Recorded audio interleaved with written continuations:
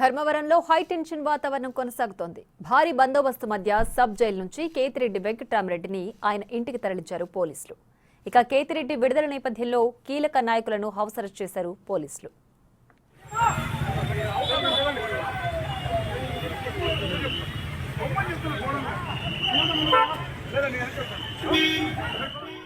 Dharmavaram sub jail వద్ద జరిగిన ఘటనపై క్లారిటీ ఇచ్చారు కేతిరెడ్డి వెంకట్రామరెడ్డి.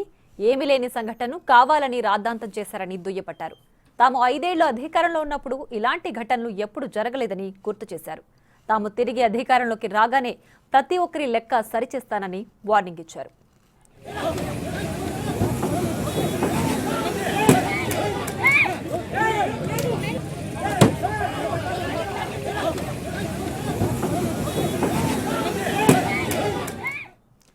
ఇక మరింత సమాచారం మా ప్రతినిధి యోగానంద్ అందిస్తారు.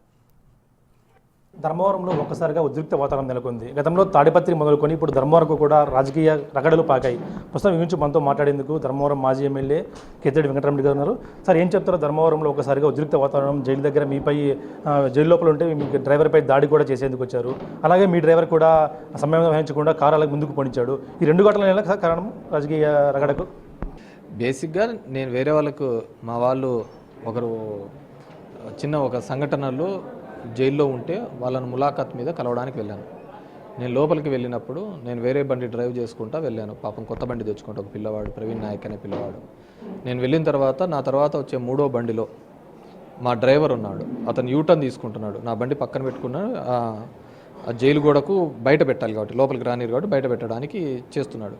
ఆ యూటర్న్లో వచ్చినప్పుడు వాళ్ళు ఏదో వెనకాల నుంచి బండి వచ్చి ఈ బండి మీద పిడిగుద్దులు గుద్దుతూ దాన్ని పక్కకు దిమ్మండి చెప్తున్నాడు. ముందర బస్సు పోతుంది, యూటర్న్ చేసేకి లేదు, అది ఆగండి అన్నాడు. దానికి వాళ్ళందరూ కూడా ఆ వెహికల్ మీద పడి మొత్తం అంతా కూడా ఆ పిల్లవాడిని మీద చంపే ప్రయత్నం చేసినారు. మీరు చూసారు ఎంతమంది, 100 మంది చుట్టుకోవడం జరిగింది. సో ఆ విధంగా చుట్టుకోవడంతో ఆయన ఎట్టి పరిస్థితి అతని ప్రాణాపాయ పరిస్థితి ఉంది కాబట్టి అక్కడ నుంచి తప్పించుకునే ప్రయత్నం చేయడం జరిగింది. దాంట్లో విధంగా దొబ్బుకుంటూ పోవడం జరిగింది. కేవలం కొద్దిసేపటి అంత జనం ఎలా గుమిగూడ వచ్చింది సార్? కేవలం 10-15 నిమిషాల గ్యాప్లో ఇంత అదే మాకు కలుగుతున్న అనుమానం. ఇది మొత్తం ప్రీ ప్లాన్డ్గా చేసుకున్నారా ఏంది అని చెప్పేసి. మా ఊర్లో నేను అప్పుడు అధికారంలో ఉన్నప్పుడు లేనప్పుడు ఎప్పుడు ఒంటరిగానే తిరుగుతా అంటే సింగిల్గా తిరుగుతా అంటే మనిషికి ఆ విధంగా అతి తక్కువ సమయంలో అంతమంది ఏ విధంగా మొబిలైజ్ అయినారు. ఇది పోలీస్ స్టేషన్కి 20 అడుగులు 30 అడుగులు ఉండేది. కామన్ గోడ, అంతే తేడా. అంత జరుగుతున్న పోలీసు ఉన్న వాళ్ళు దగ్గర 45 మినిట్స్ 1 అవర్ ఎందుకు స్పందించలేకపోయినారు? సో వీటన్నిటి మీద కూడా విచారణ జరపాలి. సో ఇట్స్ కంప్లీట్గా కూడా అక్కడ అసలు ఏదే కానీ లేని విషయాన్ని పెద్దగా చూపించే ప్రయత్నం చేసినారు. అంతమంది ఏ విధంగా గ్యాదర్ అయింది. మేమంతా 5-6 మందే ఉన్నాం. లోపలికి పోయిన వాళ్ళు 5-6 మంది. అక్కడున్న మీతోటి విలేకరిని కూడా కొట్టడం జరిగింది. అదేవిధంగా ఒక హ్యాండిక్యాప్డ్ పర్సన్ అయిన అతన్ని కూడా కొట్టడం జరిగింది. సో ఇది నిజంగా అంటే ఇట్స్ బ్యాడ్ పార్ట్. దూరం చేశారు బాబాయ్ని. ఎందుకు అట్లేం లేదు, జిల్లా బహిష్కరించేలా కూడా ప్రపోజల్ పెడతాము చేసుకోమన్నారు. ఎప్పుడే కానీ ఎన్నాళ్ళని చేస్తారు, ఏ విధంగా చేస్తారు? మనం ఏమన్నా ప్రజాస్వామ్యంలో ఉన్నామా, ఏమిట్లో ఉన్నాము? నాయకుని ఇది చేసుకొని ఇది చేసుకోవాలనే పద్ధతి ఇది తప్పుడు పద్ధతి కదా. అక్కడ అనంతపూర్కు సంబంధించి ఇప్పటికీ ఎలక్షన్స్ నుంచి ఇప్పటి వరకు 5 మంది ఎస్పీలు మారినారు. 5 మంది ఎస్పీలు మారినారు అంటే ఇది ఎవరికి ఇది తప్పు? స్పాన్ ఆఫ్ 5 మంత్స్లో 5 మంది ఎస్పీలు మారినారు.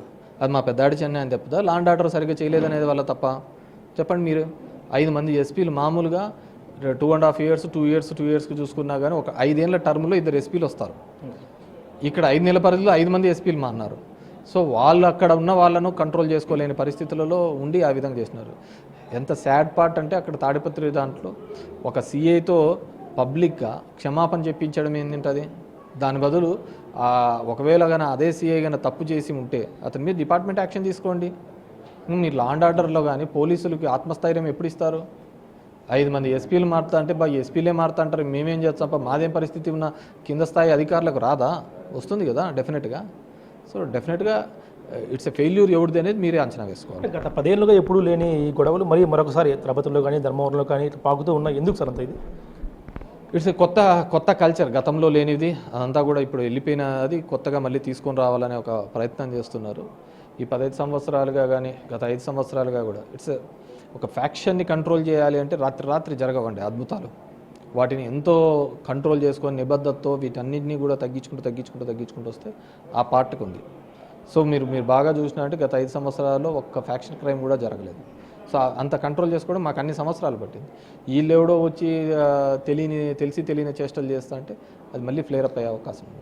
రాజకీయాల్లోకి వచ్చింది ఖచ్చితంగా అన్నింటికీ ఫేస్ చేసి ఖచ్చితంగా జైలుకైనా సరే విధంగా సరే ఫేస్ చేసే వస్తాం. తప్పకుండా ఫ్యాక్షన్ దూరంగా ఉంటాం. కానీ ఇటువంటి ప్రయత్నం చేసే మాత్రం ఖచ్చితంగా మా వైపు నుంచి కూడా చర్య ఉంటుందంటే కూడా కేతిరెడ్డి స్పష్టం చేస్తున్నారు. Video Prasad big TV Dharmavaram నుంచి.